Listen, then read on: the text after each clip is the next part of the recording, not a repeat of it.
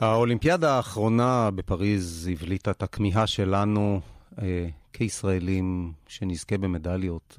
זה חלק ממה שאנחנו צריכים גם לחוסן הלאומי שלנו, גם לחיבור שלנו למדינות העמים, בטח בימים שאנחנו יותר מוקצים ממה שהיינו בעבר. האולימפיאדה האחרונה גם הבליטה ענף שזכה לפופולריות רבה, כדורעף חופים, ענף שנכנס כבר באולימפיאדת אטלנטה, אם אני לא טועה, לפני כמעט 30 שנה, אבל פה בפריז קיבל באמת הבלטה ובאמת פופולריות, גם איך שהם העמידו את זה מול מגדל אייפל. והאם יש לנו עתיד למדליית זהב בתחום הזה? בוקר טוב לאילון אלעזר, שלום אילון. בוקר טוב. ולקווין קוזמיצוב, שלום קווין. בוקר טוב. אם אני לא אטעה, אני אגיד שאתם הזוג הבכיר של נבחרת ישראל בכדורעף חופים? כן, אין ספק. אפשר להגיד ככה. אוקיי, אז קודם כל נתחיל בזה שאתם כבר בענף הזה ממצבים את עצמכם בתחרויות בארץ ובעיקר בחול, נכון? כן. זהו, אני צריך לראיין את שניכם פה, אני אפנה שאלה, נראה לי זה ילך יותר טוב.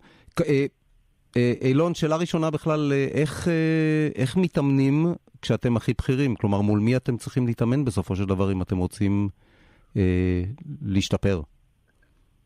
כן, אז זאת בעיה אחת שאנחנו צריכים להתמודד איתה. אנחנו בעיקר מתאמנים בארץ עם זוג שיחסית חדש, שהתחיל לעבוד איתנו, והמאמן באמת משתדל לעשות את ההתאמות בשביל לאתגר אותנו ולדחוף אותנו לקצה כל פעם. אבל גם בתחילת שנה לפני חודש נסענו לאיטליה להתאמן שם, וגם בחודש ינואר ניסה למחנה אימונים בשביל בעצם לפגוש את המתחרים העתידיים שלנו. לאיטליה ולצרפת ולטנריף בשביל להתאמן באמת עם הרמה הכי גבוהה בעולם. וקווין, היעד המוצר הוא מדליה באולימפיאדת לוס אנג'לס 2028? כן, זאת המטרה הגדולה שלנו. המטרה הגדולה זה בעיקר להיכנס לאולימפיאדה, ואני חושב שיש לנו את כל הסיכויים ואת כל הפלטפורמה כדי להצליח להגיע לשם. וכן, אנחנו שואפים להביא מדליית זהב באולימפיאדת 28 ב-LA. אז הנה, תזכרו מאזינים, אנחנו ככה דיברנו איתם כשהם היו בתחילת הדרך, שעוד זה, ואינשאללה אמן, אתם ב-2028 כבר על הפודיום. בעצם, אילון, כדי להגיע לפודיום צריך להתאמן, אני מניח, הרבה. איך נראה משטר אימונים שלכם היום? כן, אנחנו משקיעים בעצם את 100% מהזמן שלנו בשביל זה. זאת אומרת, זה הדבר היחיד שאנחנו עושים כל השבוע, ואפשר להגיד גם כמעט כל השנה. אנחנו מתאמנים כל יום 2 אימונים. יש לנו תמיד מסגרת של אימון כושר 1 ביום, ולפעמים אימון כדורעף 1 ולפעמים 2 אימוני כדורעף ביום. בנוסף לתזונאי שאנחנו עובדים איתו צמוד, ופסיכולוג, ופיזיותרפיה.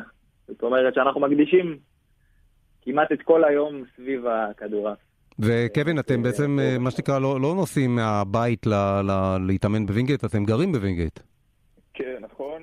אנחנו גרים בווינגייט. אילון כבר גר כמה שנים טובות, ואני גר גם.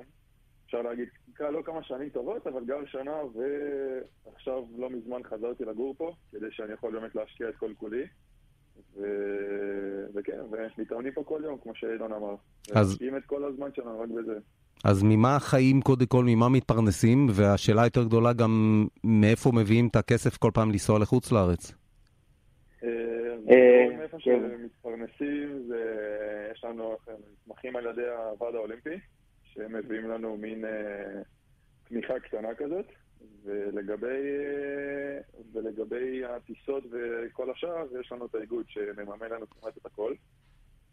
אבל לחיים האישיים שלנו, אפשר להגיד, לא כל כך יש לנו ממה לחיות וממה להתקיים, ואנחנו מנסים להשיג כמה שיותר ספונסרים ופונים לכמה שיותר חברות.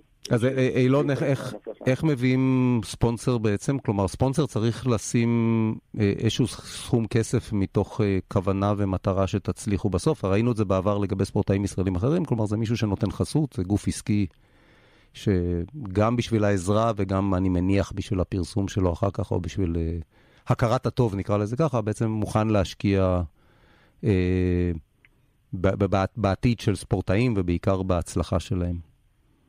כן, אפשר להגיד שזה לא תהליך מאוד פשוט, אבל אנחנו כרגע, כמו שאמרת, אנחנו ספורטאים בתחילת דרכם שרואים את המטרה בקצה הדרך, אבל אנחנו באמת יודעים שאנחנו נגיע לשם ואנחנו נעשה הכל בשביל להגיע לשם, ואנחנו באמת מחפשים אנשים שיכולים לראות את הערכים האלה של העבודה הקשה ושל ההתמדה ואת הרצון כן להשקיע בתחילת הדרך ולראות את הפוטנציאל. אנחנו באמת מנסים להיפגש עם כמה שיותר אנשים ולנסות לחשוף את עצמנו כמה שיותר, אבל זה בהחלט לא פשוט, במיוחד שאנחנו רוצים ומשקיעים את כל כולנו בכדורעף, ככה ש... כן. זה בהחלט משימה מאוד מאתגרת. אני מסתכל בראש של ספונסר פוטנציאלי, ואני אומר לעצמי, זה ספורט סקסי קודם כל, מה לעשות? גברים ונשים, מה שנקרא, משחקים כדורעף על חוף. זה ספורט מאוד מעניין, כי בסך הכל הוא מאוד מאוד תחרותי. ראינו את זה באולימפיאדה האחרונה, אז בצד הזה זה ספורט שרק הולך ומתגבר, ואני חושב שיצא תועלת לכל מי שנתן איזה חסות לספורטאי ישראלי, כי קודם כל זה ציוני, בטח בימים אלה, ומקבלים את זה בחזרה, בטח עם ההצלחה בצד הפרסומי, השיווקי של הדבר. מעטים הם הנותנים בסתר, יש גם כאלה, אבל הרוב זה חברות שבסוף מתהדרות בהישגים. כן, תשמע, אנחנו בהחלט רואים את הפוטנציאל בענף, גם בתור ספורטאים, אבל גם בתור צופים מהצד, רואים כמה פוטנציאל יש לענף הזה, במיוחד בישראל.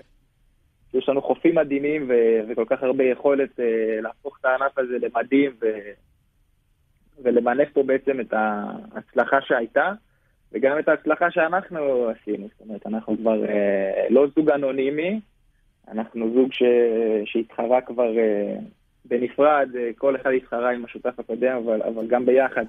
כבר עשינו תוצאות יפות וזכינו בשלוש מדליות ביחד בסבב העולמי. יפה. ואני חושב שכן, יש פה באמת הזדמנות. הלוואי שמישהו ישמע אותנו וזה יכול ככה לעניין אותו. כן, אתה יודע, במדינה שלנו זה מישהו שמכיר מישהו ששומע את השיחה הזאת, מישהו שרוצה לעשות טוב. ממה שאני יודע, חסויות כאלה הם לא בשמיים, זה לא סכום, זה סכום שגם עסק קטן בינוני יכול לעמוד בו, בוודאי עסקים גדולים. לסיום, אני רק רוצה להבין עד כמה יש התלהבות מהספורט. באירועים שמתקיימים בארץ, קווין, כמה אנשים מגיעים לצפות? זה עשרות? זה מאות? אז כן, תאמת זה מאות. היה לא מזמן, לפני איזה חצי שנה, הייתה אליפות ישראל בחוף רישמן תל אביב. האיגוד הרים אחלה של אירוע, והיו, אפשר להגיד, זה היה איזה יומיים. וכל היומיים האלה היה מפוצץ, כל הטיילת הייתה מפוצצת, והגמר שאנחנו שיחקנו בו, היה לפחות, נראה לי, לפי העין, בזווית העין שאתה משחק, היה איזה 500 אנשים, משהו כזה. אז יש קהל, וזה נראה שגם הם נהנו. ואני חושב שיכול אפילו להגיע למספרים יותר גבוהים. אז אין לנו לאחל לכם בהצלחה. הכותרת שלי לשיחה הזאת זה הדרך למדליה באולימפיאדת לוס אנג'לס 28. ועל הדרך, יש פה את פורצי הדרך, כי אתם סוללים את הענף כמו שסללו פעם את הג'ודו באולימפיאדת ברצלונה 92. אז אילון אלעזר וקווין קוזמיצוב, הזוג הבכיר של נבחרת ישראל בכדורעף חופים, בהצלחה.